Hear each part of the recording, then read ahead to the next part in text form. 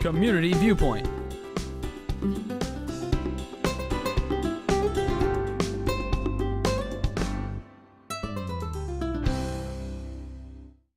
And welcome to this edition of Community Viewpoint. I'm John Pawlak, your host for this segment, and we have the honor this segment to have with us Salli Kerr, who is the Executive Director of Nevada Outreach Training Organization. And it has different names also? Well, actually, it has different programs, and all the programs have different names. Right, and there's a whole bunch that you're going to talk to us about. There is also. 4 of them that we Right. can talk about. So. And you have a lot of programs, a lot of events coming up, so. We have a busy month or 2 going on. Yes, Yeah. So let's get started. Okay, so probably the program that people know the most is the No to Abuse program. Right.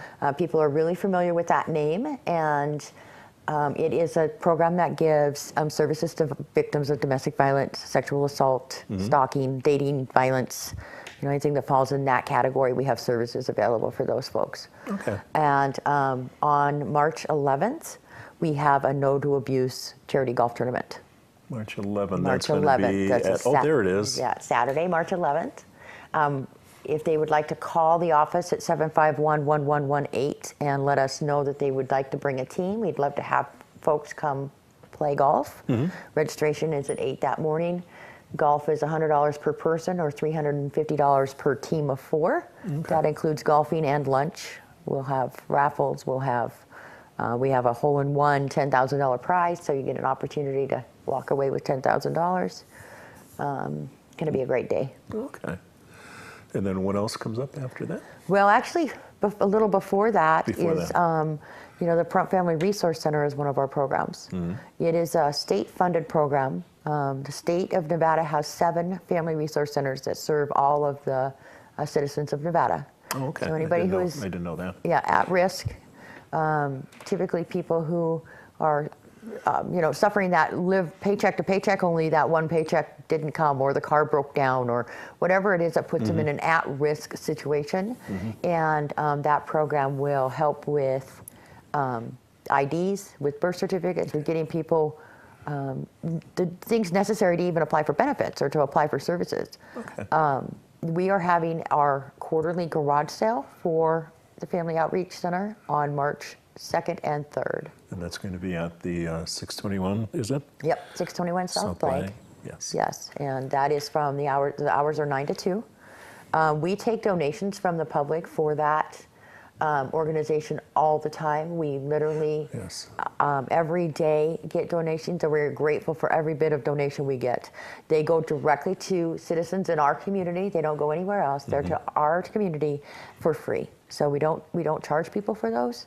The only time that we do that is quarterly. We do a garage sale, and that's mostly to move things out, keep things fresh, and then all of the money that's raised goes directly with that program to the Family Resource Center. So anything that Annabelle is the program manager for that program, anything that she's needing to supply, birth certificate money, utility money, maybe a month's rent, or whatever we can help with people, anything we can gain in funding goes directly back to community members. And you have a special fund for the veterans also. We do have a special fund for the veterans. The Silver Tappers and the Nye County Starlets have both raised money in different benefits for the veterans, and so we have money earmarked specifically for veterans, and we can help with virtually any veteran need. So rental assistance, utility assistance, gas vouchers, car repairs, anything that they have that's putting them at risk. We have money available specifically for them. So help is out there, and once again, this 751-1118, I've got that memorized for many years. Right. Yes. That's never changed. No, and and not just monetary help. Sometimes what it is help me with an application. Can you tell me how I fill out this? Where do I go for? When are the food banks? When do commodities come? All of those. How do I sign up for health care? All of those things we can help get them started in the right direction. We can give them the resources they need to do that. We've got a computer lab. They can sit down and fill out applications. There are all kinds of ways that Annabelle and an AmeriCorps Vista team can help people with what their needs are. And you've got the AmeriCorps also. We do. We have an Yes. AmeriCorps Vista stationed with us, so Yes. we keep her on her toes. Yes. Yes. Yeah, we're grateful for that whole program. The AmeriCorps Vista program is really strong, as you know, in our community, and we're grateful to have their help. I've served my time, yes. Yes. Yes, I know. So, okay, so the garage sales, you have the golfing outing, and then what else is coming up? So Ron Fraser does a chili cook-off that also benefits No to Abuse. Well, that should be bigger now because he doesn't have to worry about That, I was the talking shop. with Ron, and he said, how did I ever have time to run a store? I know. Like, yeah, no, I know how that works when the retirement thing, and you're like, where did I ever work? Yes. It is the March 18th, Saturday, March 18th, 18th, okay. from 10 to 4. And of course, come down, you buy tickets, you get to, you get to pick which chili contestants you want to try. You get to Okay. vote for your favorite. I've been there, done that. Okay. Yes, we have quite a little competition for local cooks going. So every year there's a competition between the Pahrump Valley Times, the Senior Center. Senior Center. Oh, yeah. yes, Karen from Kenai. So yeah, it's Ron Fraser himself. I mean, they jump right in there, and so it's always a good time. It's always a lot of fun. I've seen that. It's moved around. Saddle West, it was there at some point in time, and yeah, that's moved, but it's been in Petrick Park for a little It bit has, now, and yeah. we're now in our 6th year of being a certified chili cook-off. So the chili cook-off contestants that win get to move up in level to state, and eventually can get to the world chili competition. Oh my God. Yeah, so they have been able to get it now accredited with that association. Very good. So, All right, so what else do you have in store for us? well, the other thing we do in conjunction with the Family Resource Center is work with the Community Crisis Intervention Committee. I was part of that for a bit also. Yes, Yes. and that committee has grown in strength, and we are putting together a homeless outreach wraparound event. So this is first for this? It is a first for Okay. this. So what we're doing is asking people who are already serving homeless or at risk Okay. to come together and do it, so that we aren't duplicating effort. That's a good word, yes. And Yeah. so we are meeting all of the need without stepping on each other's toes, or just really make it so that we come together and do what we already do, but in conjunction with each other. So there are two sides to that. The first one is if you're an organization that can some way help the homeless. So maybe you've got things you can provide. We've got a list here of, laundry kits or sleeping bags or haircuts. So I know we're in desperate need of some folks that would come do haircuts that day. Right. Things like that. Anything that had pop-top canned food that could be brought. And so as an organization, if there's something that you could provide for that day and bring it, it's being held at the Bob Roode Center on March 31st.